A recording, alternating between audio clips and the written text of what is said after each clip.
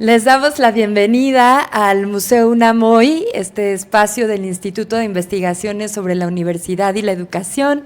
Muchísimas gracias por estar aquí en este sábado que vamos a tener el gusto de escuchar a nuestra invitada especial, Carolina Magis, en esta ocasión hablándonos sobre su investigación. Pero antes de entrar en materia, quiero decirles que esta conferencia es parte muy importante del programa público de la exposición Hoy es Muchos Ayeres.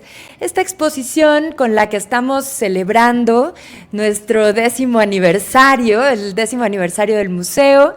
Y nos alegra mucho que en este momento, pues se estén sumando a las celebraciones. Esta exposición, que fue curada por nuestra invitada, tiene como objetivo ir haciendo una arqueología, ir revisando estas capas de historia que pues aquí simultáneamente conviven en este punto. Y bueno, pues para hablarnos un poquito de toda esta investigación que dio origen a esta idea que fue tomando distintos matices conforme se hizo el proceso curatorial, pues vamos a ir al inicio, a ver qué era eso que a Carolina le interesaba desde un principio y que la llevó a estas reflexiones.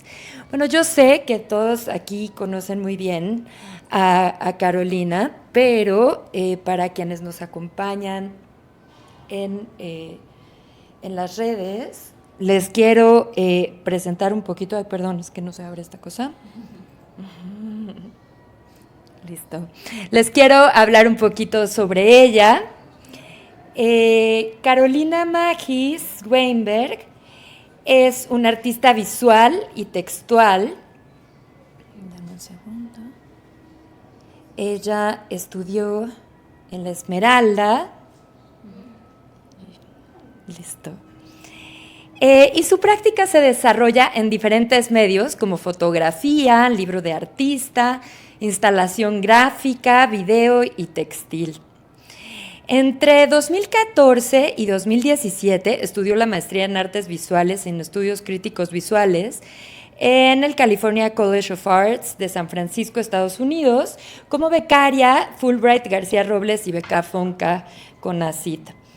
Ha expuesto de manera individual y colectiva en México, en Filipinas, en Alemania, en Francia, en Colombia, en Estados Unidos, y ha sido seleccionada para la 20ª Bienal de Fotografía del Centro de la Imagen en 2023 y la Bienal de Arte Joven en 2021. Fue becaria del programa Jóvenes Creadores del FONCA en 2019 y desde 2022 es profesora en la Escuela de la Esmeralda, en su alma mater. Actualmente estudia el doctorado de Artes Visuales en la UNAM y bueno, creo que ese ha sido el origen de que nos encontráramos, de que nos conociéramos, de que entráramos a sumergirnos en el universo que ella está investigando, que sí, sin duda toca de manera fundamental la historia de este espacio. Y bueno, es un placer tenerte aquí con nosotros, Caro. Muchísimas gracias, bienvenida. Y sin más, les dejo para escuchar a Carolina Magis Weinberg. Muchas gracias y bienvenidos.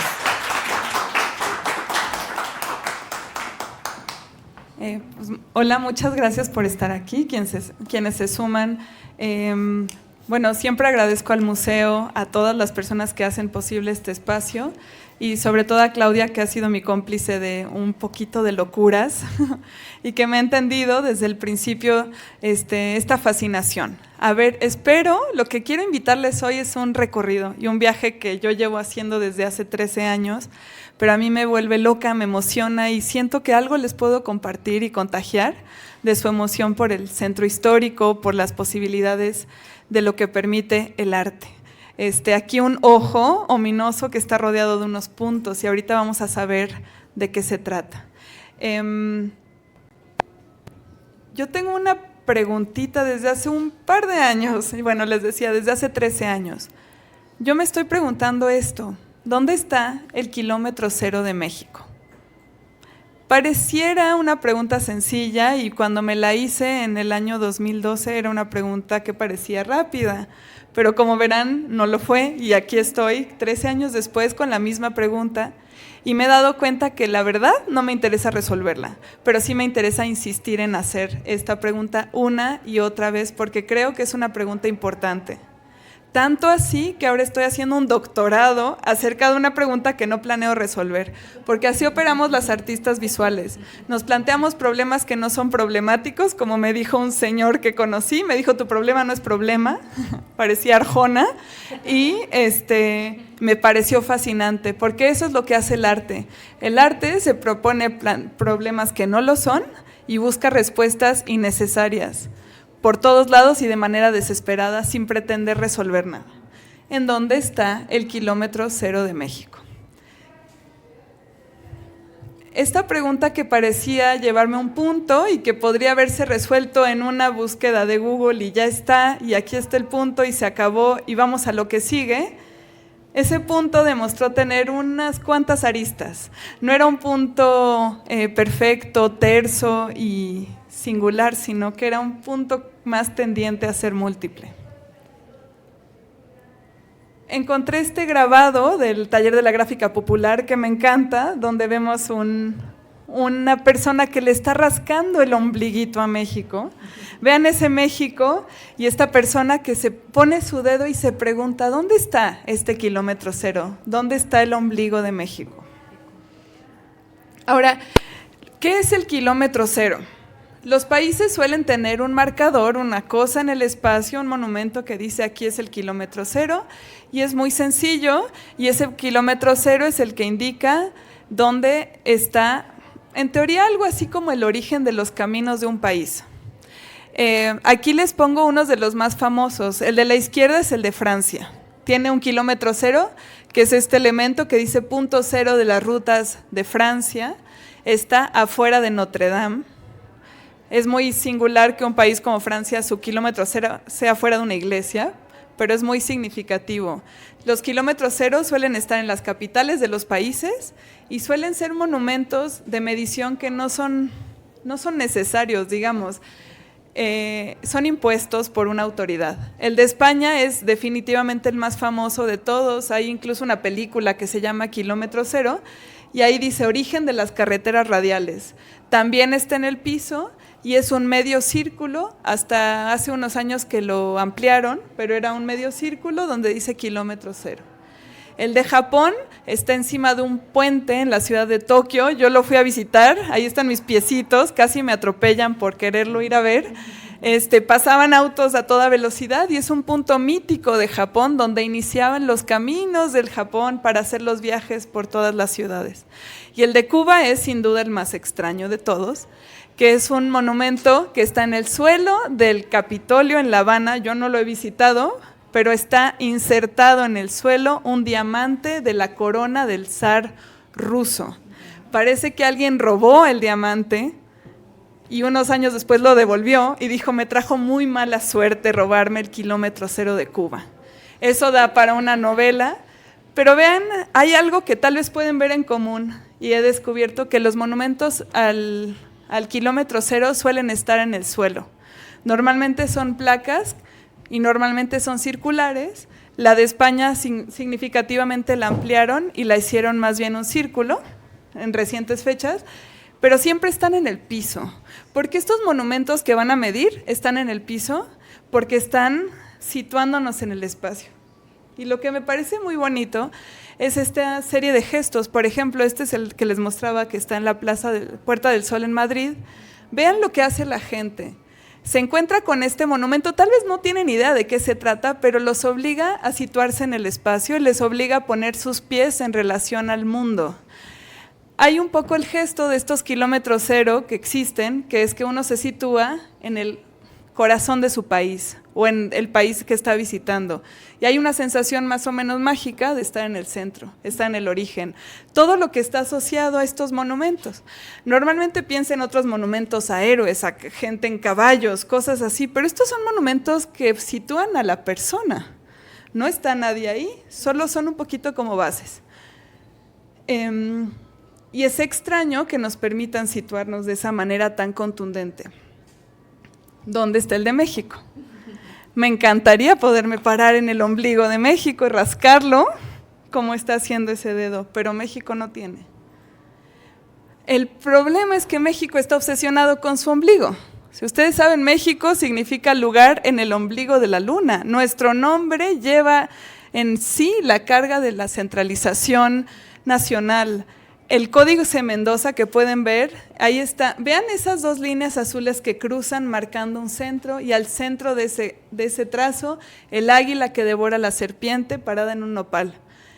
Nuestro país está fundado en un mito, pero ese mito no se puede aterrizar. No tenemos un monumento que pueda situar ese nopal. Vean este detalle, Tenochtitlán quiere decir el lugar, el pedregal donde abundan las tunas.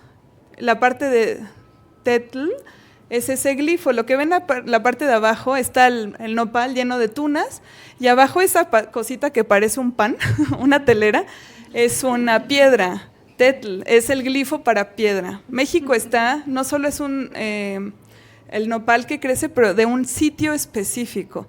Me interesa que a nivel mito hay sitio, pero en realidad no hay posibilidad de ubicarlo. Y nos encanta nuestro ombligo. Es tan insistente el centro de nuestro país que está en la bandera, en el emblema nacional. Lo que nos hace sentir mexicanos es la insistencia de que esto sucedió en un sitio. Si ustedes recuerdan cuál es el mito, estaban los aztecas migrando a la espera de encontrar un sitio donde encontrarían en medio de un lago un águila posada en un nopal devorando una serpiente, ¿no? Estaban buscando un centro. Lo fueron a encontrar aquí. El pequeño problema, por aquí más o menos, el pequeño problema es que lo ubicaron efectivamente en un lago y hoy la ciudad se inunda terriblemente todo el tiempo porque fueron a encontrarlo en un lago. Pero vean, ahí está nuevo el águila, la serpiente, el nopal, el tetl, que les mostraba el glifo, en el lago, rodeado por estas plantas alegóricas. Todo esto nada más es para decir que México, más que otros países, debería tener su kilómetro cero marcado. Esta es, por supuesto, la bandera del Zócalo, que pueden ahorita en un segundo salir y ver. Ahí hay una insistencia de un centro que en realidad no está en ninguna parte. Y a México también le interesa vender su centralidad. Este es no sé si lo hayan visto por ahí, porque la verdad no es para nosotras, es para un público extranjero. Es como el logo. Piensen esto, hay cosas que han pasado recientemente. Los países han perdido sus emblemas por eslóganes, sus escudos por logos.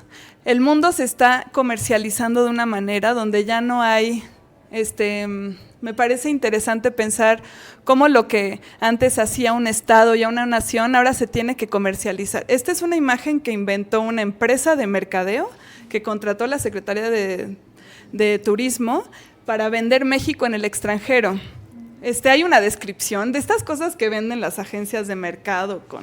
Es espantosa la descripción de cómo intentan decantar México en una serie de imágenes. Primero que nada, colorido. Si quieren, de eso luego les doy otra conferencia, pero México es colorido.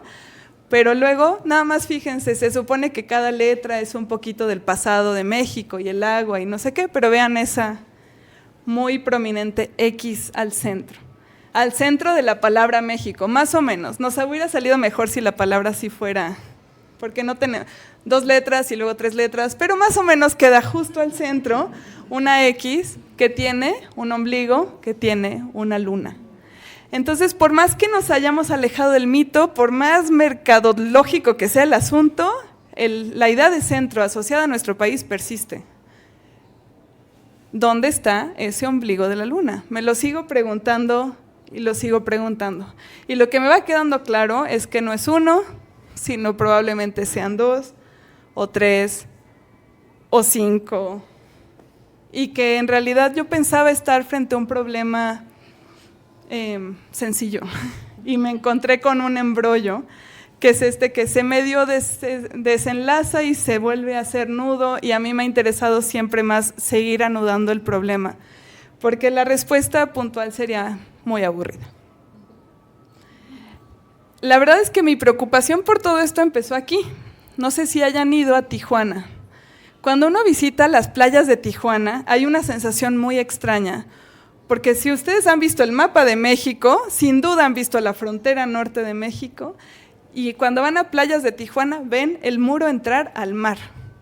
Yo dije, no puedo creer el evento absolutamente cartográfico que estoy viviendo, el muro entrando al mar.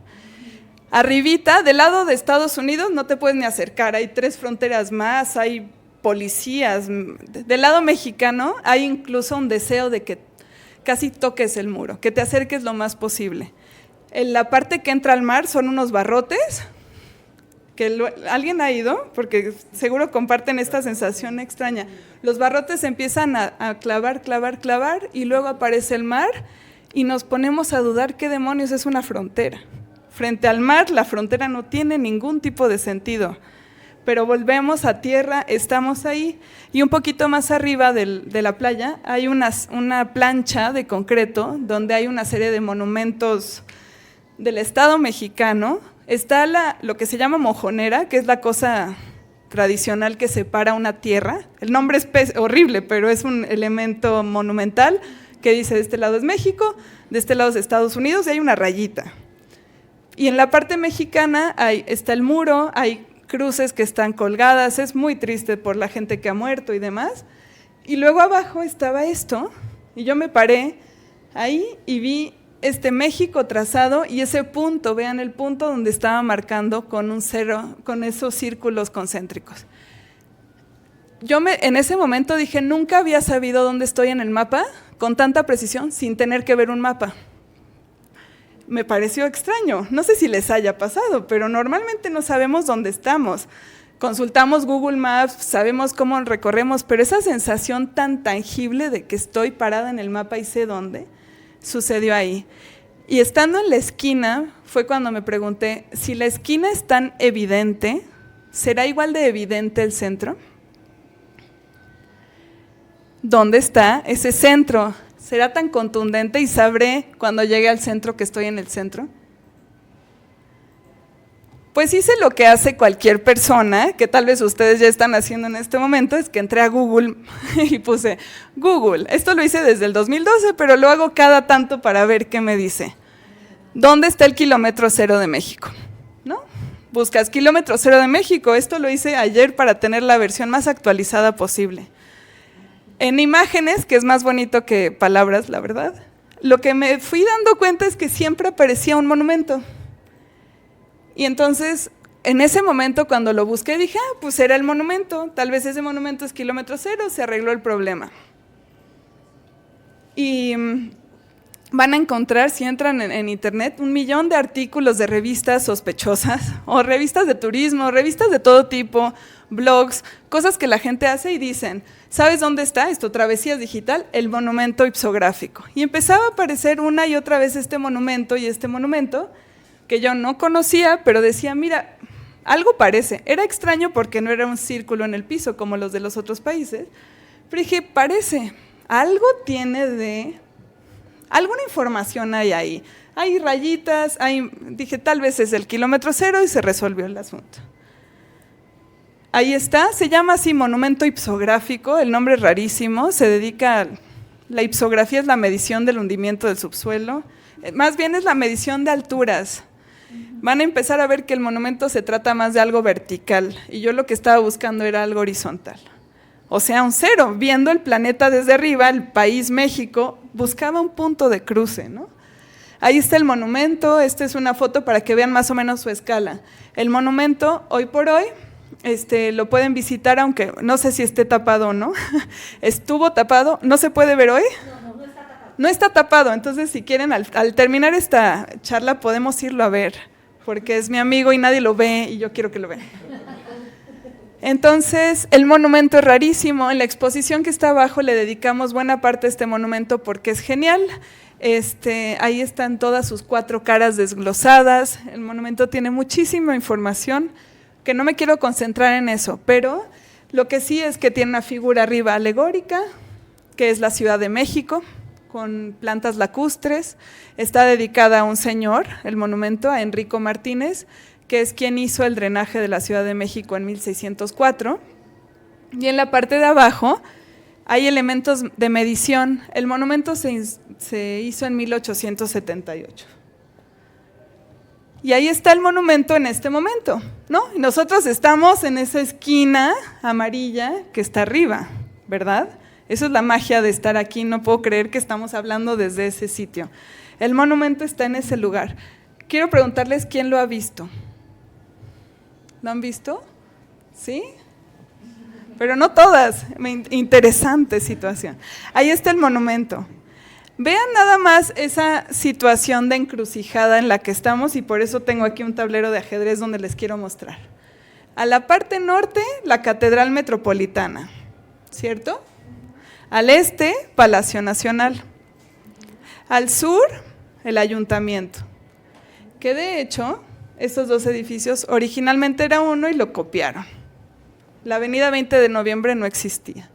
Del lado oeste, en este caso, el área comercial. Al centro de todo, el asta bandera.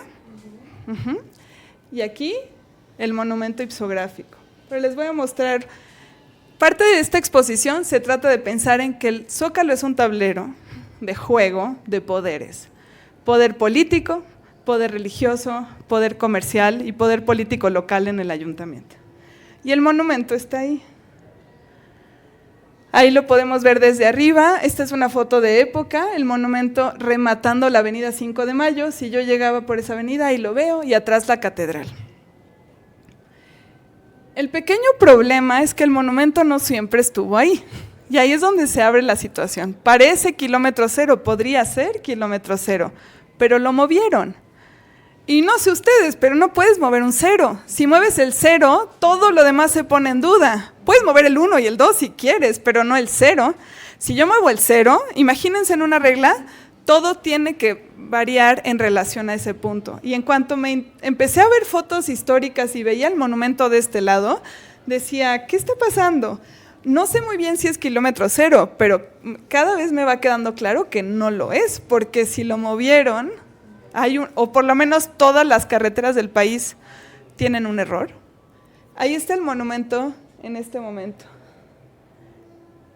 Y en esta encrucijada espacial es lo que les quería decir. El monumento originalmente estaba aquí. Y luego por eso esto que estoy practicando y estoy intentando jugar es que le han hecho un enroque al monumento y lo movieron del centro del poder, donde estaba originalmente, entre palacio y catedral, entre el poder político y el religioso, lo movieron al otro lado y lo giraron una vez. Ahí estaba originalmente, ahí está actualmente y ahí estaba originalmente. Lo movieron de un lado al otro de la catedral, más o menos 200 metros, según mis cálculos. Y nada más para que les dé toque, la bandera que no está en el centro del Zócalo, quiero que vean en esta encrucijada espacial, más o menos al monumento ipsográfico va quedando claro que lo están sacando de la jugada y los demás elementos están en esta relación. Para que piensen, una parte que está aquí abajo en la exposición, cambios muy drásticos que han sucedido en el centro en los últimos 100 años. Hacia abajo ven la calle 20 de noviembre. Esa calle se abrió en los años 30 del siglo pasado. Arriba, o sea, esa calle no existía. El Zócalo, hasta 1844, la mitad del Zócalo era un mercado que se llamaba El Parián. Así es que muy recientemente este espacio ha cambiado muchísimo. Y nada más vean que la bandera, porque si yo les preguntara tal vez lo debía haber hecho, pero por encuesta, ¿cuál sería el kilómetro cero de México? Mucha gente siempre me dice la bandera. Y nada más para que les dé angustia, la bandera no está al centro y está ubicada en relación a este eje. Vean de nuevo el eje del poder que sucede en el tablero, que es el Zócalo. ¿Cuál es el poder? Palacio Nacional, el gobierno del país, porque además México es un país que le gusta jugar a no centralizado y está más centralizado que nada. Entonces el gobierno del país está ahí y arriba la catedral. ¿Y qué hizo López Obrador? Regresó a vivir a Palacio Nacional. Además, el lugar del poder es todavía más enfáticamente poder en los últimos años. El poder del gobierno está ahí. Y nada más para que vean, lo que está orientado de esa forma es la puerta central de Palacio, la puerta central de la catedral. Ahí está el asta bandera y la calle 20 de noviembre. Es que al centro le interesan mucho sus remates visuales. 20 de noviembre llega visualmente a la catedral. Entonces, aquí hay unas imágenes del desplazamiento del monumento. La de la izquierda, según mis cálculos, y también por eso estamos emocionados de hacer la exposición, es hacia 1925 que lo movieron. 100 años más o menos en este momento. Ese dato nadie lo tiene, no es muy relevante, pero lo cierto es que sí, antes de los años 30 el monumento dejó su lugar original. Y la imagen de la derecha, desde ayer tengo una angustia horrible, porque yo siempre las ponía como un par, pero ayer nos pusimos a ver con detalle que atrás hay una combi. En la imagen de la izquierda hay como Fortes o coches de principio de siglo. De este lado, esta es una imagen de 1975. Si alguien tiene algún dato de por qué demonios el monumento lo volvieron a mover en el 75, por favor dígame, porque estoy angustiada. No sé qué pasó, pero por lo menos pueden ver estos andamios de madera, el monumento siendo desplazado y todo donde está. Esas dos ubicaciones son ya donde está actualmente. Del lado izquierdo, en lo que se llama la Plaza del Empedradillo, frente a 5 de Mayo. Pero aquí está en su ubicación original. Y aquí estamos nosotras. ¿Ven el edificio que está a la izquierda donde dice el nivel? En ese lugar estamos, en ese segundo piso. Estas ventanas que están aquí son las que darían hacia la calle de Moneda, no las vemos en este momento, pero hacia allá es la imagen que estamos viendo del edificio. Entonces ahí está el monumento ipsográfico en su ubicación original, que originalmente veía hacia el sur, y la cara del monumento que medía el nivel del agua daba hacia la cantina el nivel. La cantina y el monumento tenían una asociación muy profunda, eran amigos. También esta exposición suscitó otra angustia porque el permiso de operación de la cantina, que pueden ver aquí abajo en la exposición, es de 1855, pero el monumento es de 1878. Así es que yo siempre decía que el nivel, la cantina se llamaba así por el monumento, pero parece que había otro nivel anterior a este que medía el agua en el subsuelo. ¿Por qué esta insistencia en el nivel? Porque la Ciudad de México está construida arriba de un lago, entonces siempre querían saber qué tanto había crecido el agua, si llovía mucho, porque si había crecido mucho, se iba a inundar la ciudad. Entonces el monumento era algo así como una app histórica, eso decíamos con el doctor Héctor Vera el otro día, la gente iba a consultar el monumento, tenía un elemento móvil y decía la altura del agua en el subsuelo. Una intriga total, cómo que el monumento se mueve, cómo que se actualiza, cómo que no es igual a sí mismo todo el tiempo. Y la cantina, de cualquier forma, la relación cantina-monumento no deja de ser mágica. Piensen en un monumento vertical, lo pone el poder, no nos podemos acercar a él, tocarlo es un crimen, no nos podemos divertir. La cantina, lo opuesto, el espacio del goce, el espacio de lo afectivo, el espacio del relajo, del relajamiento, de la complicidad. Cantina, monumento, horizontal, vertical. Hay muchísimas cosas que suceden en esa ecuación. Hoy por hoy la cantina ya no existe, estaría en el piso, la planta baja de este edificio, y el monumento ya no está en ese lugar. Sin embargo, la gente se sigue refiriendo a este lugar como el nivel. El monumento nadie sabe, nadie le ha importado, pero la cantina sí persiste. Vean, otra cosa que me ha interesado mucho, que atrás del monumento hay una casita de seguridad, que no sé a quién cuidaba. Me interesa que el monumento tiene una especie de vigilancia. Y lo que llama la atención, uno es el zócalo vacío, incluso ahorita estamos oyendo lo lleno que está el centro siempre está lleno, y el Palacio Nacional con 2 niveles. Eso es antes de los años 30. En los años 30 le agregaron un nivel más a Palacio Nacional y creo que en esa movida es que movieron al monumento. Otra foto, pueden volver a ver ese Palacio Nacional de 2 niveles, el monumento en la esquina, en el arranque de la calle de Moneda, la calle más densa de la ciudad, solo son 2 cuadras, hay como 8 museos, lo que les explicaba ahorita, del Zócalo a San Carlos, densísima, la calle de las calles más importantes de la ciudad, y hacia el otro lado, la Plaza del Seminario, el Templo Mayor, ahí estaba el monumento, viendo hacia el sur, pero sobre todo entre Catedral y Palacio. Hoy, normalmente, en el lugar donde estaba el monumento, hay una señora que vende tostadas de pata. Y en enero vamos a tener la suerte de marcar ese sitio con un punto para que lo puedan ver. Pero lo cierto es que nos interesaba, y a mí sobre todo, que este museo es la mirilla para ver el lugar donde ya no está el monumento. Lo que me interesa es que esa señora también está viendo hacia el sur. Pero es que ese monumento ha sido testigo de la historia. Vean esta imagen de las tropas de los generales Bernardo Reyes y Félix Díaz, la decena trágica, entrando al Zócalo capitalino, monumento, cantina, el nivel. Y he rastreado y el monumento aparece una y otra vez porque tiene la situación de estar en esto, la primera fila de la historia, le toca aparecer en la foto solo porque está ahí. ¿Sí? No es relevante, eso es lo que quiero que… No es relevante, sin embargo, espacialmente está. Es testigo solo por estar.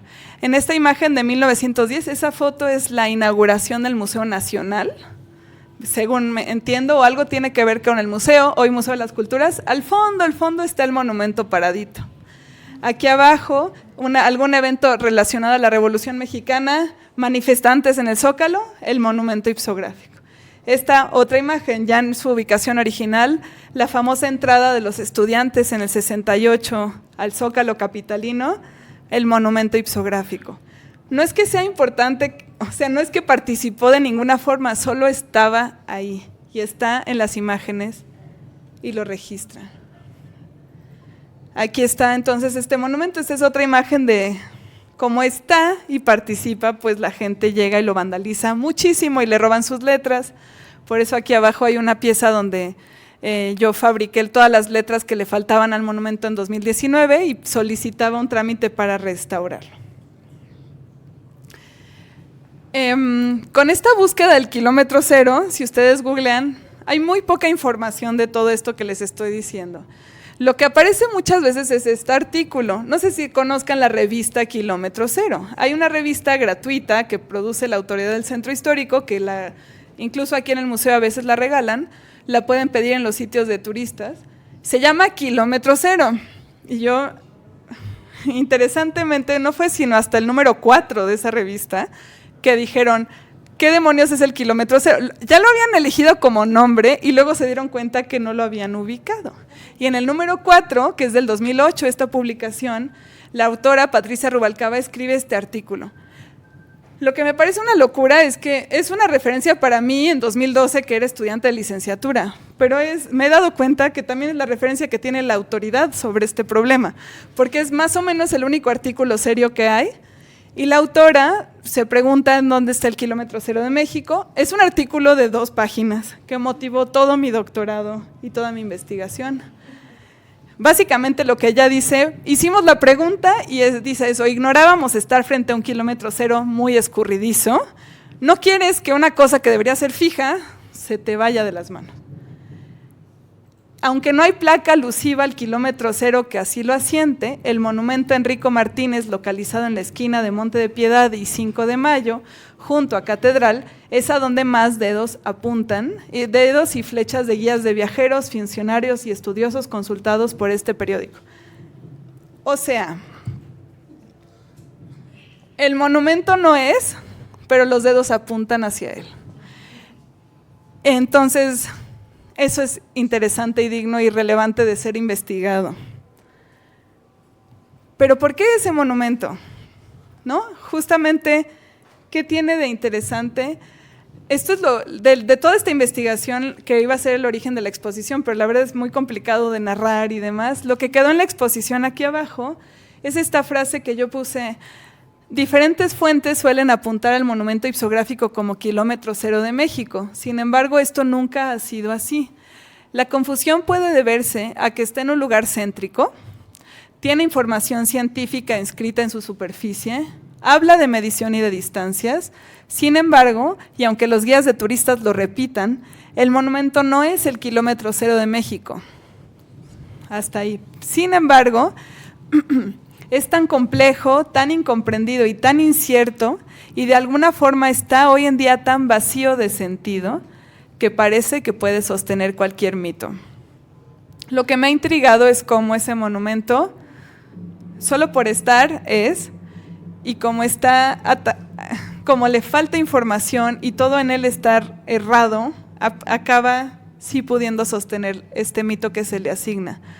Y normalmente la gente, cuando se para a su lado y lo señala, si hacemos el ejercicio, nos paramos, llegan los guías de turistas, y como está ahí, como sale en la foto, también hay que decir algo, y la gente llega, y lo que he visto es que los guías de turistas dicen, este es el kilómetro cero de México. Los turistas acalorados no les interesa más, y voltean y le gana. Hay un concepto ahí en el mundo de monumentos, que hay una competencia espacial. Atrás está la catedral, atrás está el Zócalo, rápidamente te deja de importar y te tragas cualquier comentario que haya, pero el tema es que el monumento está ahí. Hay toda una pregunta interesante de cómo los monumentos se construyen en una época con una función y luego los aventamos a la historia a ver qué les hacen después, y es un monumento que desea permanecer, pero en realidad está vacío. Yo sigo con mi pregunta: ¿en dónde está el kilómetro cero de México? Ya sé que no está, muy intensamente no está en ese monumento, pero les quiero compartir otra parte de la investigación. Esta es la última parte de esta conferencia sobre eso. Lo anterior que les cuento lo hice yo a través de Google, con mis pies, midiendo con una cosita. Ok, ¿qué demonios hizo el gobierno al respecto? Pues fíjense que esto es lo que hice como proyecto del FONCA, donde encontré que el gobierno había hecho su propia búsqueda del kilómetro cero. Ahora, el gobierno en el año 2013-2014 hizo un grupo de trabajo en búsqueda del kilómetro cero de México. Lo que me han hecho notar muy inteligentemente es que los gobiernos no buscan, los gobiernos establecen. ¿Qué pasa en México que no puede llegar una autoridad y dice, aquí es y ya? ¿Por qué hay esa sensación de que lo tenemos que encontrar? Parece que el kilómetro cero fuera real.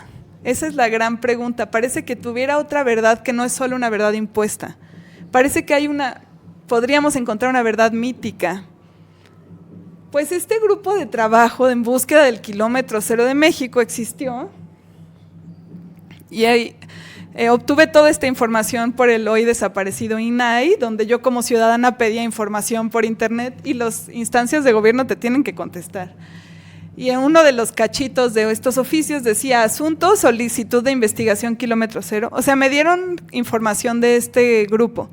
Nos permitimos hacer referencia a la reunión solicitada por el ingeniero Marco Aurelio Lara Mendoza a nombre del ingeniero Héctor S. Ovalle Favela, presidente de Coconal, turnada esta coordinación nacional mediante control del 23 de agosto de pasado, por el que solicitan información documental que les permita tener la certeza del punto exacto donde se ubica el, comillas, kilómetro cero, ya que la Secretaría de Comunicaciones y Transportes pretende colocar una placa en el Palacio Nacional para señalar el sitio. Y así, bueno, no sé si vieron que esta misma solicitud está sembrando la ubicación. La quieren poner en Palacio Nacional, nada más denos el testimonio documental. Me parece genial. ¿Qué fue este grupo de búsqueda? Bueno, he desarrollado fascinación por la burocracia, fascinación por los horrendos PowerPoints que puede generar el Estado.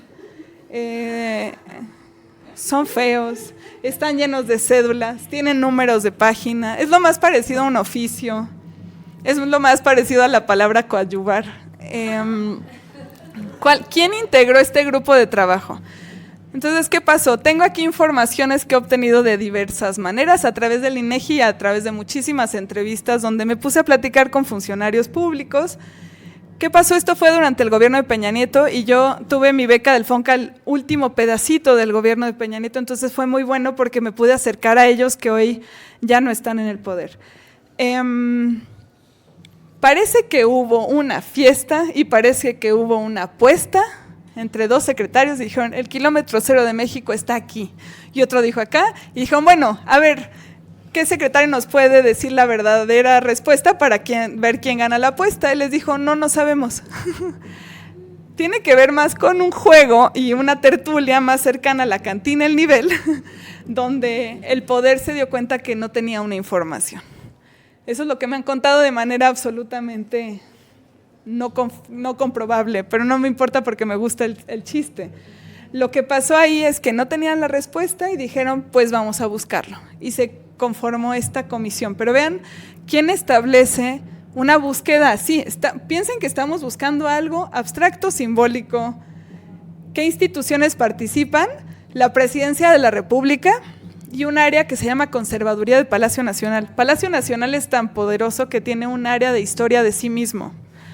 Luego la Secretaría de Comunicaciones y Transportes y su Dirección General de Infraestructura, el Instituto Nacional de Antropología e Historia y el INEGI. Y ahora en esta, o sea, el INA y el INEGI. Cada una de estas áreas son formas es el poder desdoblado en partes. Una de ellas es el poder ejecutivo federal. Por otro lado, la Secretaría de Comunicaciones y Transportes es interesante porque quien hizo este monumento en 1878 fue la Secretaría de Fomento. Es más o menos la misma área, es la parte del gobierno que le toca construir carreteras, ampliar el territorio, bueno, no ampliar el territorio, pero desarrollar el territorio, atender las fronteras, ese tipo de cosas. Secretaría de Comunicaciones, puentes, sobre todo puentes, ingenieros haciendo puentes. Luego el INA, otro universo distinto, el área de historia del país, el área que está pensando en lo arqueológico, lo antropológico, cómo México se funda en sus mitos. Piensen nada más en cómo es diferente un área como comunicaciones y transportes de un área como el INA. Y luego el INEGI, al INEGI le toca medir, contar, saber información, poblaciones, distancias, cosas así. Es el área como de certezas matemáticas. El INA, por supuesto que no es un área de certezas de ningún tipo, no busca certezas. Pienso así, le gusta la pregunta, es lo que hace la historia, ¿no? Mientras las otras áreas están preocupadas, nada más para que vean que un grupo de trabajo todos son del gobierno, todas son personas de la misma entidad, pero cada una representa dinámicas, deseos y voluntades distintas. Y aquí falta, pero según yo, estaba también Conaculta implicado, porque también todo esto le toca a la cultura y a las artes, quién sabe bien por qué, pero pues pónganlos en las reuniones. ¿Qué pasó? Que estas áreas sesionaron durante un año. Todos los meses se reunían, yo tengo los oficios, se reunían y cada quien decía, bueno, pues el kilómetro cero puede estar acá, o acá, o acá, o acá. Cada quien llevaba sus verdades a partir de sus dinámicas de poder. En esta horrible lámina del INEGI, 2014, Proyecto Kilómetro Cero, ellos buscaron posibles ubicaciones en México. A lo largo de la historia se han establecido varias ubicaciones para referir el kilómetro cero en nuestro país, todas ellas asociadas a algún punto ubicado en el interior de la ciudad capital o del Distrito Federal. Lo que es interesante es que no hay duda de que esté en la ciudad. Eso sí, no, porque es la capital y el poder sucede aquí. Y tampoco hay mucha duda de que sea en una zona como la que estamos ahorita. Uno, el monumento ipsográfico, el monumento Enrico Martínez, localizado en la esquina con un año que está mal, 1914, ese dato es falso. 2, un monolito en la intersección que pasa por la esquina austral de la fachada del palacio y del paralelo que forman, o sea, donde estaba el monumento antes. 3, el centro geográfico del viejo casco de la ciudad que se encuentra en Argentina 75, es un punto hasta arriba en ese mapa, es de los puntos que más me intrigan.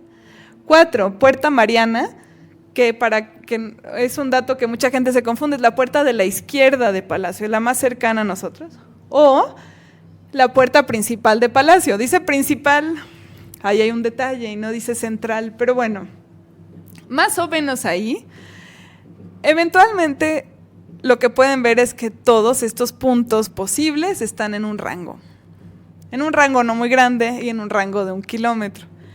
Cuando le pregunté al secretario, al director federal de carreteras, me dijo es que yo le decía, a ver, si yo me paro en la carretera y dice kilómetro 22 hacia Pachuca y kilómetro no sé qué, si voy hacia atrás, ¿en qué punto convergen? ¿No? Porque están medidas con precisión. Y me dijo, no convergen en ningún punto, convergen en un rango.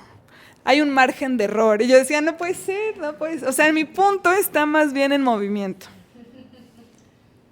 Nada más quiero decirles que toda esta información del gobierno salió del artículo de la revista Kilómetro Cero. Es la misma información, dicen lo mismo, 2 paginitas que una investigadora puso ahí y luego se vuelve la referencia para un proyecto del gobierno. Lo que me pregunto yo es que si el gobierno no tiene otros datos. Cuando yo pedí esta información, me llegó esto también. Un plano, la puerta de Palacio Nacional, una ubicación, un monumento, un horroroso render, un militar. Y yo dije, pues ya pusieron el kilómetro cero, o sea, parece que ya está. No lo sé. Ubicación de la plaza para el kilómetro cero, importante para Plaza de la Constitución, Palacio Nacional, Puerta Central. Y hasta me mandaban estas imágenes, cómo es esa placa, que si se fijan, quienes sean detallistas, no es la misma que está en el render. Tenían un pequeño problema, la verdad quien impulsó mucho esto es el ingeniero Clemente Punjún, que era el director de carreteras y tenía mucho interés de hacer este proyecto y me dijo que él pagó la placa, él la fabricó de su bolsillo. Ahí está, la placa existe y ahora me enteré, por la conferencia del otro día que dimos aquí, que esa placa está en la Secretaría de Comunicaciones y Transporte. Físicamente existe. El tema es que no está instalada en ningún lado. Vean cómo sería la placa que no fue, sí fue, pero no existe en el espacio. Origen de los caminos que unen a México, muy cercano a la placa española. Luego, unas coordenadas, una altura de México sobre el nivel del mar. Por algún motivo el kilómetro cero en México nunca se puede desligar de lo vertical. La palabra México, kilómetro cero, un puntito al centro de la placa, un centro más centro que los demás centros. El halo de la Piedra del Sol, porque INA, obviamente, y abajo una fecha que no lo puedo creer. ¿Cómo le vas a poner a una vocación de esta naturaleza un elemento de temporalidad tan tonto como un día? Me parece genial porque lo que me contó el ingeniero es que querían poner un México en la placa. Ahí se ve, en la imagen de la derecha, ese es un mexiquito de espaldas.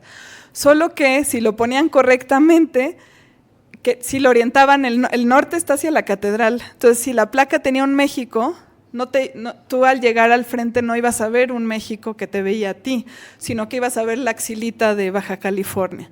O sea, si estuviera orientado correctamente, entonces omitieron representar al país y prefirieron representar algo abstracto como un punto. Yo creo que todos los que hicieron los otros kilómetros cero ya se habían dado cuenta de ese problema. Porque en el espacio real físico, lo cartográfico tampoco es tan fácil de poner en juego, el norte, el sur. Mejor pones un círculo y ya está.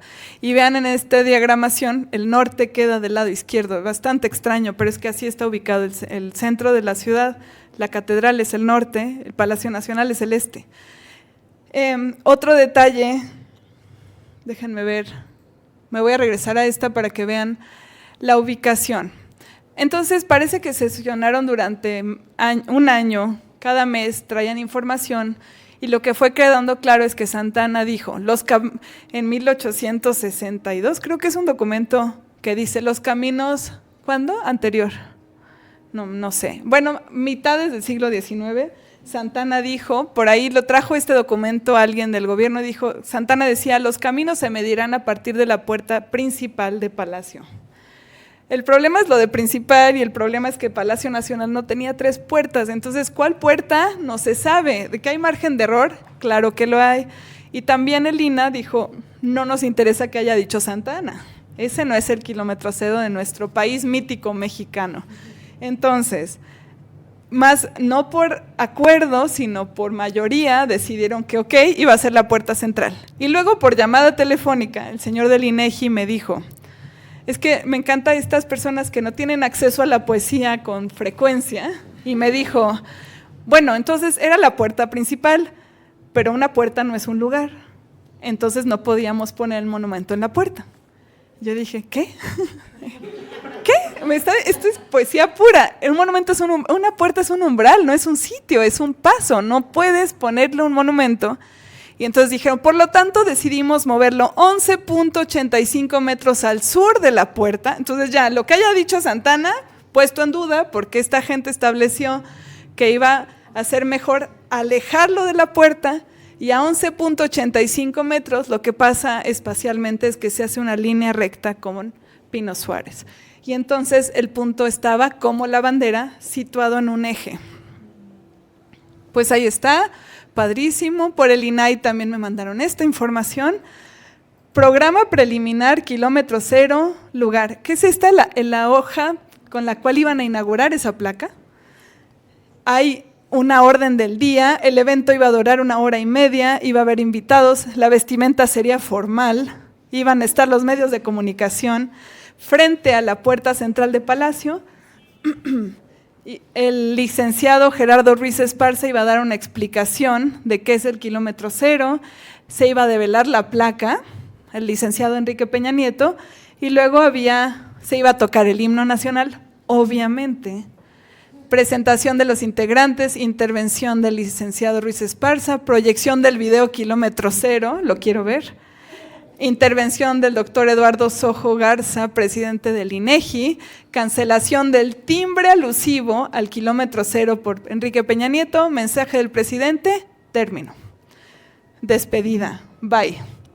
Y ahí está el sello que se iba a cancelar ese día con la puerta central. El sello iba a costar 7 pesos. Origen de los caminos que unen a México. El asunto es que, si recuerdan, muy al principio del gobierno de López Obrador, el primer gesto que hizo fue liberar la zona del Palacio Nacional, que siempre estaba llena de vallas. Y por fin pude ir. Ahora no, de nuevo está tapado, no te puedes acercar ya a la puerta, pero fui con esta herramienta que tengo para medir distancias y ahí está, 11.85 metros frente a la puerta central de Palacio Nacional. Encontré nada. Y entonces fue muy divertido medir esto, porque estaba yo midiendo esas cosas y ese militar que está ahí me llamó y me dijo, ¿qué está haciendo? Me dijo, busca un tesoro. Y le dije, sí. Y el señor era de Acapulco, platicamos sobre qué era eso del kilómetro cero y fue muy divertido esa interacción de lo que piensa un militar que haría una ciudadana buscando un tesoro en el espacio público. No hay nada, la placa no se instaló, se fabricó, pero no se instaló. ¿Por qué no? Esto es para explicar la otra parte de la búsqueda en Google, porque la mayoría son el monumento, pero aparece muchas veces la puerta, muchas veces la puerta central de Palacio, y hay muchos videos en TikTok y cosas así que dicen, la puerta está a 11.85 metros, el kilómetro cero está a 11.85 metros frente a la puerta central. Se repite una y otra vez, no sé cómo esa información sí trascendió, pero no hay nada, no está establecido, no está marcado de ninguna forma. ¿Qué pasó? Pasaron 2 cosas. Esto es mi gran intriga, no la he esclarecido, pero lo cierto es que no hay placa. No hay placa en el espacio y eso es comprobable. Hablé con el señor que cuida, me voy a regresar, la puerta central de Palacio Nacional. Entré a sus oficinas, tenía una pecera y una foto de Peña Nieto y en esas torrecitas que yo pensé que había un francotirador, hay un garrafón y una escoba. Obviamente eso es México. Y le dije, y el señor tenía, imagínense un policía burócrata llaves llenas de masking tape que abren todas las puertas de Palacio Nacional. ¿Cuántas llaves habrá ahí? Un archivero viejísimo, el lugar más aburrido del mundo, imagínenselo así. Llegué con un señor ya aburrido de la vida y le dije, disculpe, ¿usted sabe por qué no instalaron la placa afuera del Palacio Nacional? Me dijo, sí es cierto, me llegó el oficio. Es que quien haya trabajado en el universo del servicio público, todo se mueve por oficio. Si el oficio existe, es real. Yo tengo oficio, sin embargo, no es real. Y el señor me dijo, ¿sabe qué pasó? Lo de Ayotzinapa. Y yo dije, ¿qué? ¿Cómo qué pasó? Me dijo, si se acuerda, en esas fechas, sucedió el terrible evento de Ayotzinapa y una de las primerísimas protestas fue ir a quemar la puerta central de Palacio Nacional. Y un Judas y demás cosas. Fue un evento muy, muy incendiario. Y pero él como policía me dijo, entonces por eso ya no se hizo. Claramente no querían monumentalizar de ninguna forma ese sitio. Y si vemos las protestas hoy, hace 2 semanas, todo lleva hacia la puerta de Palacio. Comúnmente sí hay este gesto de que ese es el acceso hacia el poder, ¿no? Y la otra que me dio la respuesta, el área de conservaduría de Palacio Nacional, me dijeron, es que nos dimos cuenta que un año antes se había publicado un video. Si ustedes entran a la visita guiada cibernética de Palacio Nacional, les va a llevar a este plano donde dice que Palacio Nacional guarda el kilómetro cero de México. Y ahí está el plano. El pequeño asunto es que si ven el mapa, abajo dice planta segundo nivel. Y yo dije, no sé si es, pero yo no pondría personalmente un kilómetro cero de un país en un segundo nivel de un espacio privado, pero bueno, pero sobre todo en un segundo nivel, aunque tal vez por el hundimiento del subsuelo va a llegar. Ahí está este elemento que ven ahí es un elemento, ahí está la vista, la visita virtual se llama así, punto cero.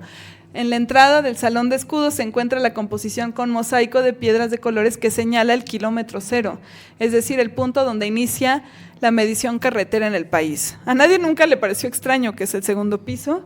Ahí está, frente a la puerta de la oficina del secretario de Hacienda. Eso también me parece interesante. En Palacio Nacional hay 2 poderes, Hacienda y el Ejecutivo.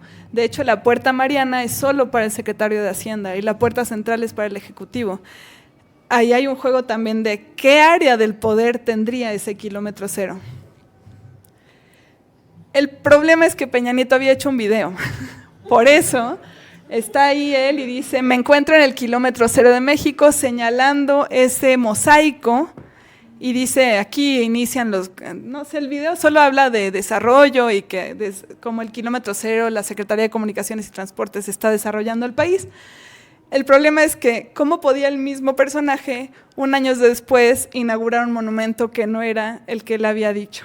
Entonces, lo que sí sé es que llegó un correo electrónico que decía se cancela el proyecto Kilómetro Cero, sin más. Nada más les cuento que he estado intentando durante años entender ese mosaico, ver de qué se trata, podría ser algo, también podría no ser nada.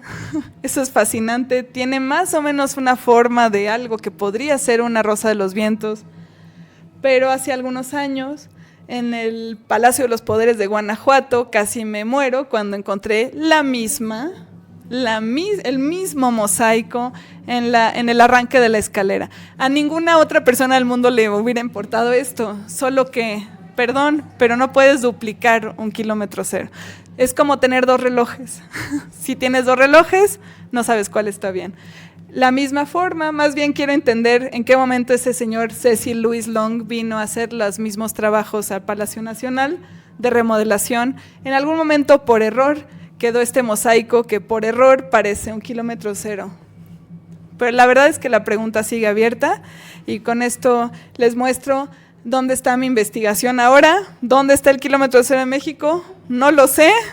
Con más certeza sé que no lo sé. Y esta es más o menos mi mapa hacia el día de hoy. ¿Dónde podría ser? Insisto, ¿dónde está el monumento actualmente? ¿Dónde está el monumento donde estuvo en su origen? Otra variable que aparece es la torre de catedral. Las torres de catedral yo no sabía, pero es el meridiano cero cartográfico. Un problemón, es de lo que menos es lo que estoy investigando ahora, pero no solo la torre este de la catedral, que también es interesante cómo la catedral, un espacio religioso, sería el centro del país. Lo que el INAH defiende, por supuesto, todos los días es este punto de arriba, que es lo quiero mostrar así. Esto de acá, esto es la esquina de Argentina y Guatemala, que sería el arranque del Templo Mayor. Hoy por hoy es la esquinita que tenemos allá, aquí al ladito nuestro, donde está el Museo Archivo de la Fotografía. Y si ven, sí es donde se hubieran cruzado originalmente las calzadas norte-sur, este-oeste de los planos de Tenochtitlan que hemos visto. Ahí es donde cruzan. Y luego, ese mítico lugar hasta arriba, totalmente descentrado, Argentina 75, yo he ido, son unas bodegas de Lina. Dicen por ahí en internet que en el sótano está el kilómetro cero. No sé, casi me roban la cámara tomándole fotos a ese punto. Y me di cuenta que no me podía acercar mucho más. Las puertas Mariana de Palacio Nacional, la puerta central, y aparecen otros dos puntos, bueno, un punto por debajo que es la Plaza de la Aguilita, que es donde está la Merced, que no sé si hayan ido, pero dicen que ahí es donde la águila se posó a devorar la serpiente, y tiene una aguilita. Pequeño problema, ese monumento está duplicado. En la Plaza de Santo Domingo hay uno idéntico.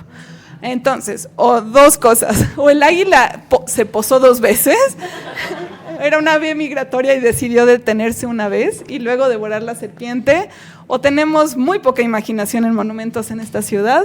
El tema es que la aguilita duplicada, las puertas muy ambiguas, y la que parece ser reiteradamente, puede ser que es el asta bandera del centro, no centro, descentrado del Zócalo capitalino, que todos los días sube y baja, y que cuando en las noches a las 6 de la tarde la arrían, la bajan, la capturan, no sé si hayan visto, pero la bandera se mueve como un águila, y hay una bola de señores formaditos, 20, son 20 en fila. Hay 4 que salen, rompen la formación para ir a pescarla, como si fuera una piñata, es genial. La cachan, la controlan, la hacen serpiente y se la llevan y entra todas las noches por la puerta central de Palacio Nacional. Parece ser más bien ahí donde está, en algún punto de este ritual diario, donde está el kilómetro cero de México. Me quedo aquí con la certeza de que no hay información verídica y diciéndoles con toda autoridad que el kilómetro cero de México no existe y no va a existir pronto. Muchas gracias.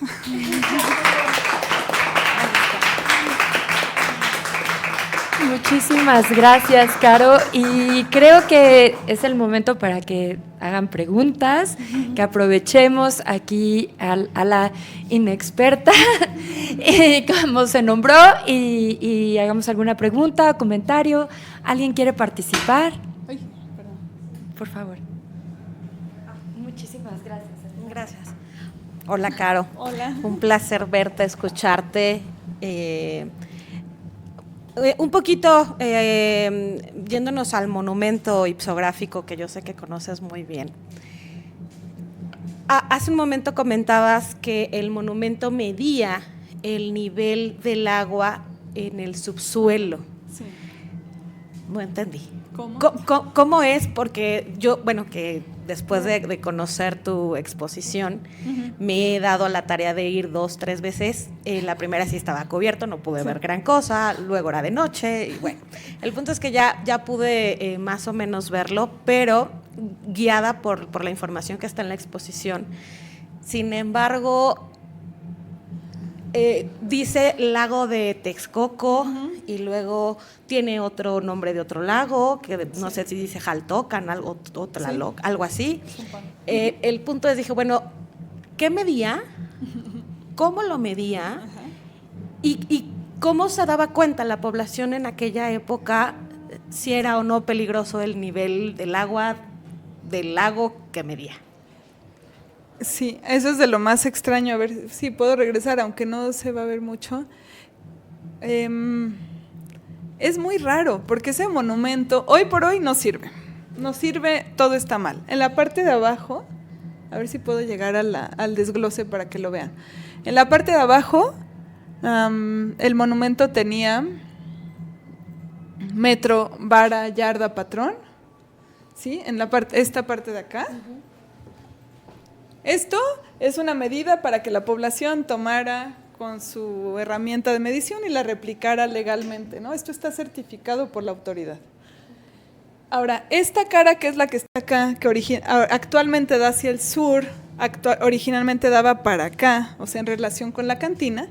Este punto, lo que he descubierto es que tenía un elemento móvil que obviamente se robaron al día siguiente, o sea, lo inauguraron un miércoles, el jueves ya se lo habían robado, yo creo, porque alguien iba, esto dice el acta de nacimiento del monumento, una persona iba a ir al lago de Texcoco, en el lago de Texcoco hay unos bancos de nivel. ¿Cómo funciona esto? No sé, porque me intriga cómo algo permanece fijo en lo vertical, una angustia existencial importante. ¿Cómo demonios sabes la altura? ¿Cuál es tu referencia? No sé. Pero bueno, según el INEGI me intenta tranquilizar que hay puntos fijos, hay bancos de nivel en sitios fijos, alrededor de la ciudad hay puntos fijos, el Peñón de los Baños y demás, que son puntos desde donde miden y triangulan cosas. Pero bueno, entonces alguien iba al lago de Texcoco, observaba lo que decía el medidor, traía esa información al centro de la ciudad y lo insertaba con un elemento móvil aquí. El monumento tiene un gradiente vertical de metros por debajo del subsuelo y es muy bonito porque hasta arriba tiene un mini monumento y te diría cuánta agua hay, qué tan cerca está el agua de donde tú estás parado, más o menos. Eso es lo que entiendo. Yo siempre pensé que el monumento tenía algo hacia abajo que medía como si fuera un nivel, un flotador, ¿no? Y decía, sobre todo así, si lo movieron se destruyó el monumento, pero no. Era un burócrata, el burócrata de la medición, que lo actualizaría todos los jueves. ¿Cuánto duró eso? No lo sé. Sí están allá abajo esas notas de prensa de la gente que iba al monumento y lo intentaba entender y no entendía nada, porque también que estaban esperando una población súper letrada en 1878 que pudiera ver eso y entender las cosas, cuando sabemos que había un índice de analfabetismo importante. Y además que el monumento era muy abstracto, sigue siendo muy abstracto hasta el día de hoy.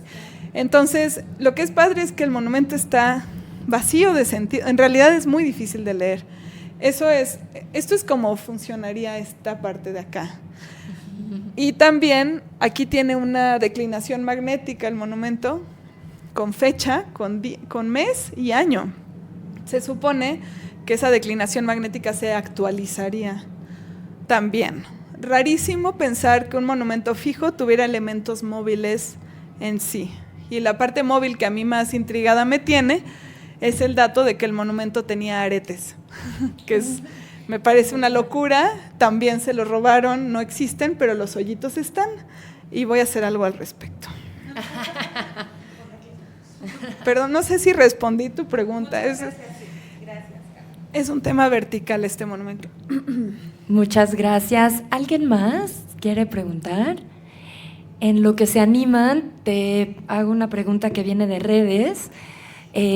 Nacho te pregunta, ¿qué implicaciones prácticas tiene el no tener un punto cero definido? Ay, perdón. Ese es el tema. No, ninguna. Sí, les decía esto, viajé con expertos en medición. Hay un lugar en México que es el Centro Nacional de la Metrología, donde se guarda el metro patrón, está en Querétaro, es una locura. Guardan las medidas patrón, guardan la temperatura patrón, todo empieza a ser muy abstracto. El segundo patrón, el metro patrón, el grado patrón, la electromagnetismo, cuestiones de sonido, cuestiones de temperatura. Y cuando fui a ese viaje le conté mi investigación a expertos en medición y ahí es donde un señor, el señor más aburrido del mundo diría yo, que se dedica a hidrocarburos, me dijo, es que tu problema no es problemático. Ahí es cuando dije, qué maravilla. Para él ya no era algo por resolver. ¿Qué pasa? Que sí tiene un halo de certeza métrica y de verdad y certidumbre, pero en realidad no hay ninguna implicación con que no exista, porque es más bien simbólico. O sea, los países lo usan como símbolo, las carreteras tienen una medición. ¿Qué es lo que pasa? Es que son verdaderas para sí mismas. O sea, los cadenamientos, así lo llaman, las distancias de metros en las carreteras son congruentes o sea, entre ellas sí es 1 kilómetro entre el punto que dice 1 y el punto que dice 2 para sí misma, pero no para un sistema amplio. La otra parte que me explicaba el director de carreteras es que la llegada a la ciudad no es lineal, ¿no? O sea, piensen cómo llegarías de la ciudad, cómo llegarían de la carretera de Cuernavaca al Zócalo. No es claro, y el tema la parte final de un trayecto está muy enredada y no es lineal. Entonces, la ciudad y su constitución misma obliga a una medición más abstracta. Eso me parece interesante. Lo que a mí siempre me motivó es que él decía, bueno, más, menos, o sea, el margen de error me decía, si vas a hacer 4,000 kilómetros de carretera, el cero te da igual. O sea, si está 2 o 3, o sea, si está movido unos metros, no te importa, porque a la escala país no es relevante. Pero yo decía, pero a escala cuerpo, que camina de un punto a otro, de todos los que les puse, caminar esas distancias es significativo. Vamos a reír, pero imagínense, incluso caminar de un lado al otro de la catedral, se siente, hay una distancia. Lo que es interesante es que a la medición le interesan las escalas y la relevancia del problema tiene que ver con el uso, para qué va a ser usado. Me decían también que, por ejemplo, la precisión, un problemón conceptual y simbólico muy interesante. La precisión es relevante dependiendo la escala. Por ejemplo, aquí abajo en la exposición tenemos las preciosas reglas de Melquiades Herrera, la regla Diablito y la regla Dragón y la regla Jirafa, que estoy segura que no son muy precisas, pero tampoco importa demasiado, porque no va a pasar nada importante con ellas. O sea, va a ser un niño en su cuaderno haciendo un cuadrito de 4x4 y ya, ¿no? Pero si estás midiendo a nivel laboratorio los gramos de un medicamento, se te puede morir un paciente. Entonces, lo que queda claro es que la medición depende del contexto para la cual se va a usar.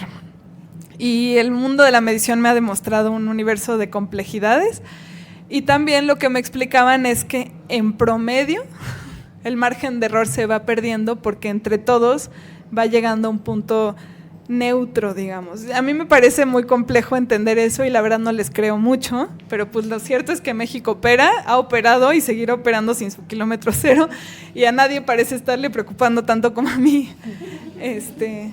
Pero también insisto que no me interesa encontrarlo, porque no es interesante encontrar. Creo que es más interesante no encontrarlo en realidad. Sí. Muchísimas gracias. Adelante, por favor.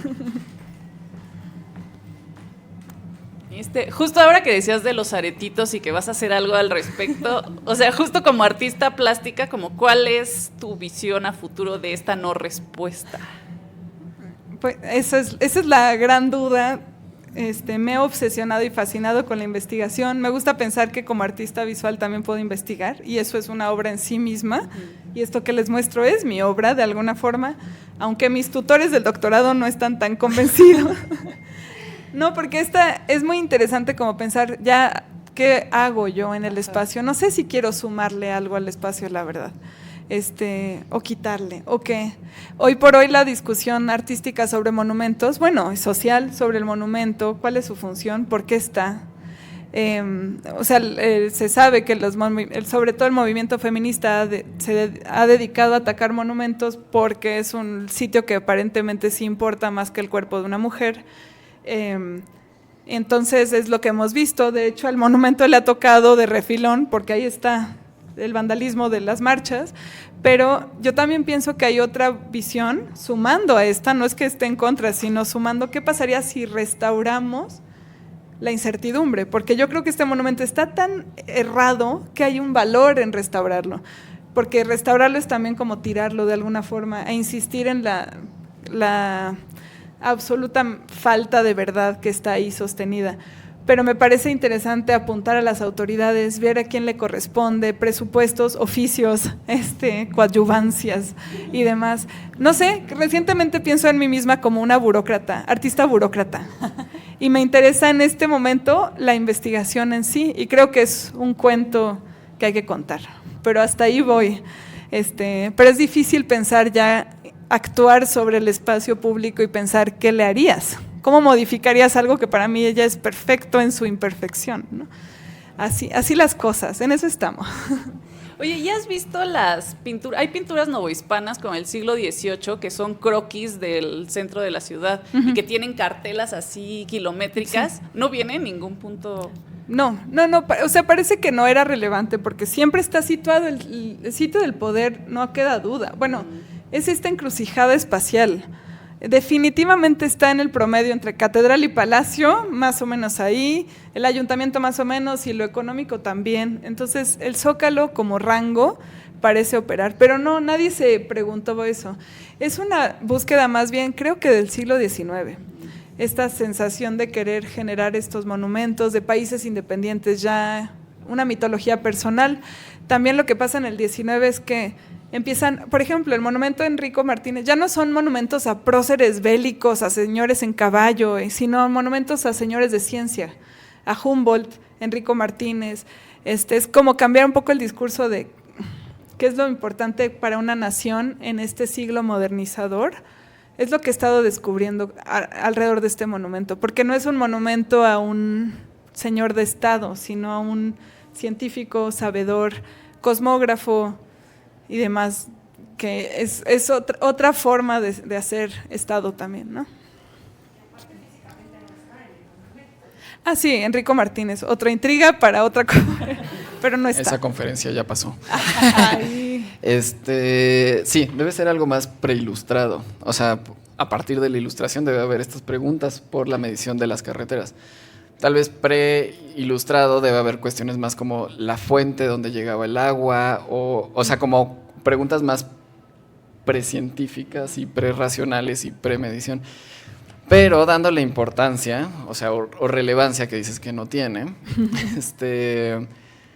es decir, sí, a nivel Secretaría de Transportes y Comunicaciones no importa, porque lo que importa es el intervalo, es decir, el accidente pasó entre el kilómetro 30 y el 31, sí. ¿No?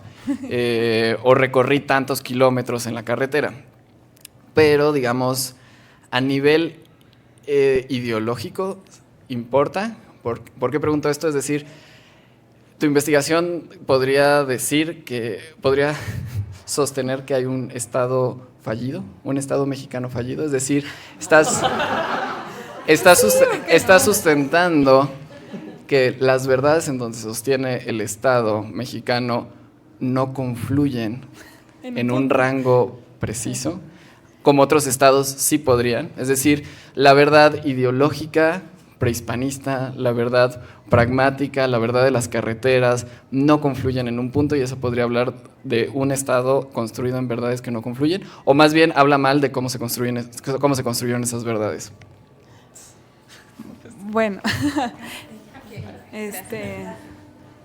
sí, o sea, sí, lo que me interesa justamente es restaurar la incertidumbre, es decir, el Estado está lleno de irregularidades. Sin embargo, opera.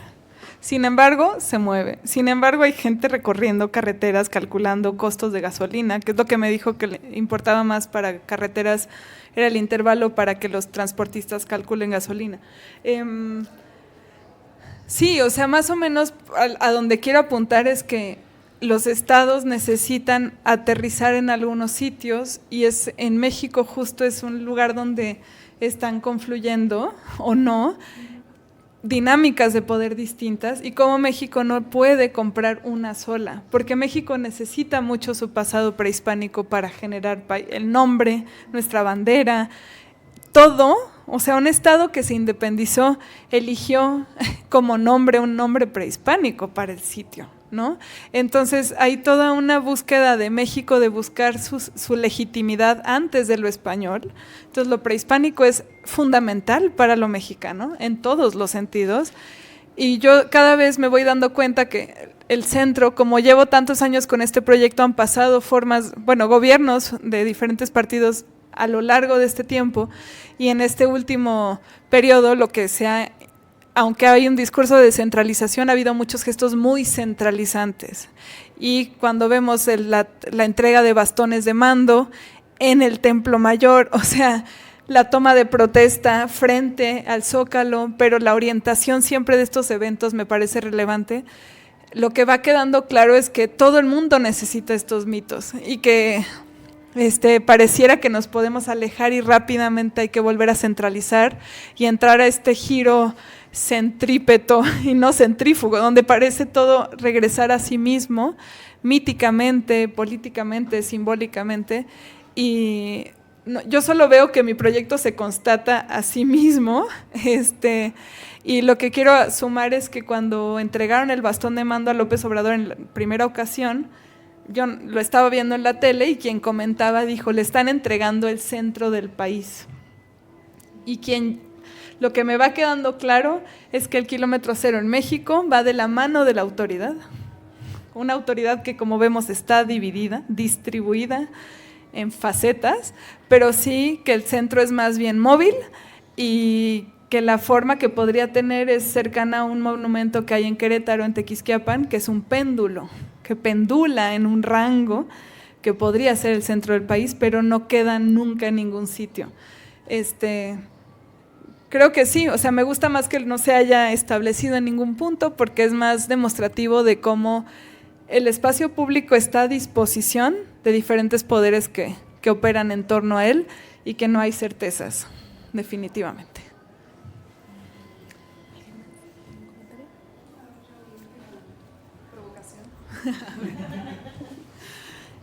Bueno, muchísimas gracias por compartir tu investigación y me encanta que justo se quede como, pues sí, en el problema, porque creo que justo ahí es donde devela un montón de todo lo que platicas en términos de poderes, en términos de identidad y construcción de identidad, pero me quedé pensando, intentando descentralizar, pero tratando de sentir cómo resuena o sea, la incertidumbre del cero en términos de realmente expandido a lo que va significando recorriendo el país. Uh-huh.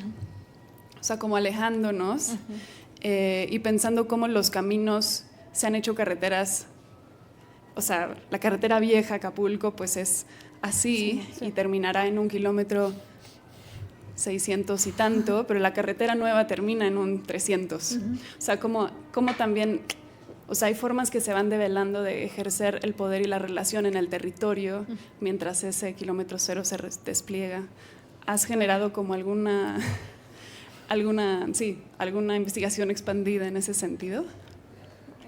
¿O te interesa? No, sí me interesa, pero sí, pareciera que es como, ¿qué es esta insistencia en el centro? Pero creo que ahí también hay un eco del poder y cómo opera en el país. Pero sí lo que dices es bonito porque lo sinuoso, el Estado le interesa buscar la línea recta frente a una curva. Y eso es mucho de la ideología moderna de encontrarle sentido a un territorio que es absolutamente abstracto y cuadricular, reticular. Llegaron los españoles, la ciudad ya estaba cuadriculada y Alonso García Bravo mantuvo la traza original de la ciudad porque era ya una retícula que le daba un sentido a un espacio. Y hay mucho de la forma en la que opera el Estado que es reticulando un territorio, midiendo, ¿no? Estableciendo linderos, fronteras. Parece que, sobre todo en el siglo XIX, la frontera era muy importante para ver hasta dónde cobrabas impuestos. Era un tema mucho más de recaudación que de ciudadanía. En realidad era un tema de ingresos para un país recientemente formado que estaba intentando entenderse. No he explorado eso, pero sí me interesa cómo lo planteas que tiene ecos y reverberancias. Cuando platiqué con el guardia de la puerta central de Palacio, le dije, es que aquí es el kilómetro cero, según las autoridades. Y me dijo, ¿aquí es? Se quedó pensando y me dijo, qué lejos vivo de donde trabajo. Yo no le di ninguna información, solo establecimos justo un intervalo. Y él se volvió consciente de ser periférico a ese centro. Y lo que es muy fuerte es que aunque el centro no esté marcado, opera como tal y establece linderos y establece periferias en torno a un centro y establece distribuciones de dinero y programas sociales, todo en torno a algo que en realidad no está definido, pero sí que opera. Entonces, mucho de esa investigación se ha vuelto ver cómo está sin estar y cómo es básicamente irrelevante porque ya está operando. Y hay poderes e intereses de que ese centro opere de esa forma y es muy útil también. Es más fácil, creo, para un país tener un centro. Pero bueno, todavía no tengo muchas respuestas. No, por eso dije provocación. Bueno, yo tengo un comentario. Que me gusta que hablemos de estas cosas en el museo porque los museos son parte de estas instituciones que centralizan muchas cosas. Sí. Entonces, cuando tenemos estas discusiones en los museos, también descentralizamos un poco, tan solo al cambiar este hábito de venir por respuestas y más bien venir a hacer preguntas, ¿no? Y venir a conversar. Entonces, eso me gusta. Sí, gracias por decirlo. Es la idea de la exposición, que te dé angustia todo y que digas, las certezas no son certezas y que los museos eso les toca, ¿no? Y también la UNAM, al irse del centro, la UNAM estaba centralizada aquí, se fue al sur de la ciudad, desplazó una serie de poderes y ahora quedan estos recintos universitarios, que también la otra provocación de la exposición es que en esta encrucijada Zócalo, el único punto que le toca pensarse es al museo, porque la catedral tiene otra función, el Palacio Nacional tiene otra función, las tiendas están en lo suyo, el ayuntamiento, la Suprema Corte.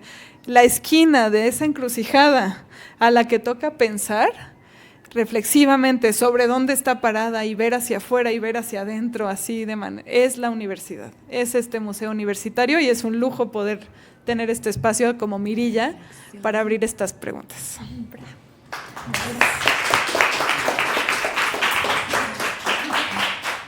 Carolina, muchísimas gracias por estas reflexiones, por estas preguntas. Yo quiero invitarles a quienes no han visitado la exposición a darse una vuelta, a conocerla, porque si bien Carolina nos decía que lo que queda de esta investigación es esa pequeña cédula, no es cierto, es todo este espíritu precisamente de cuestionar las verdades, este espacio desde donde se enuncia la autoridad y empezar a reflexionar qué pensamos desde la universidad, cómo opera desde el museo, cómo opera desde la medición, cómo opera desde distintas estructuras, desde distintas formas de hacer, y creo que esa reflexión finalmente también se ve aquí en estos muros, ¿no? Cómo habitamos los espacios, cómo interactuamos con esos dispositivos de verdad, de autoridad, y aquí se trata de poner nuestra huella y de también participar de esa historia que a veces no deja, excluye del relato, nos excluye estas narraciones, ¿no? Entonces, agradecerte muchísimo. Tenemos este reconocimiento para ti y un regalito. Muchas gracias, estuvo maravilloso. Muchísimas gracias. Y decirles que, bueno, muchas gracias por estar hoy, pero todavía nos acaba la exposición, todavía nos quedan, volvemos después de la pausa, de las fiestas, el 6 de enero, con muchas actividades, entre ellas esta acción en donde se marcará el punto del que hemos estado hablando, entonces no se la pierdan el 13 de enero. Sí, va a estar bueno, justo vamos a ir al punto, pero también lo miraremos desde acá. Espero que puedan darse el tiempo para esta acción, que también es un ritual en un punto. Y bueno, también tendremos conferencias, tendremos charlas, seguiremos también pensando en la cantina al nivel, recordando, discutiendo muchas cosas. Entonces, por favor, no se separen y muchísimas gracias por estar aquí. Buenas tardes. Gracias.